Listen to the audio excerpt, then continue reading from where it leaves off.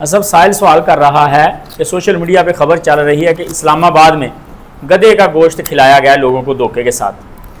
اس مسئلے پر روشنی ڈالیں اور بتائیں کہ گدھا حلال ہے یا حرام ہے. گدھے کی حرمت کے بارے میں کوئی کسی قسم کا شک ہے ہی نہیں. واضح طور پر نبی کریم صلی اللہ علیہ وسلم نے خیبر کے موقع پہ گھریلو گدھے کے گوشت کو حرام قرار دیا ہے. پہلے جائز تھا اسلام میں, پہلے متع بھی جائز تھا, پہلے شراب بھی حلال تھی.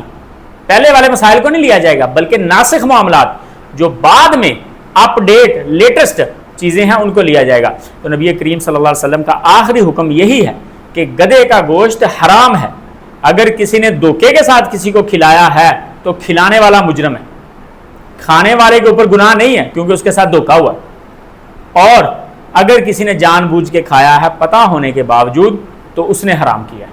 اب جس شخص نے یہ کیا ہے کہ اس کی کھالیں گدھوں کی چین میں بھیجی اور جناب اس کا گوشت لوگوں کو کھلایا, کھالوں کا کاروبار تو چلو اس نے جو کیا اس کا اپنا معاملہ, وہاں کیا ان کھالوں کا ہوتا ہے کیا معاملات, لیکن جو گوشت اس نے استعمال کیا ہے اور مسلمانوں کو کھلایا ہے یہ اس نے حرام کام کیا ہے. اگر کسی نے کیا ہے, اگر وہ ضائع ہوا ہے گوشت کسی کو کھلایا نہیں گیا اور یہ خبریں جھوٹی ہیں تو پھر یہ ہمارے لیے ایک قابل مسرت چیز ہے, کیونکہ ہمارے کئی دوست وہ اسلام آباد آتے جاتے ہیں, پتہ نہیں اب کس کس نے کھا لیا ہو. الامان والحفیظ.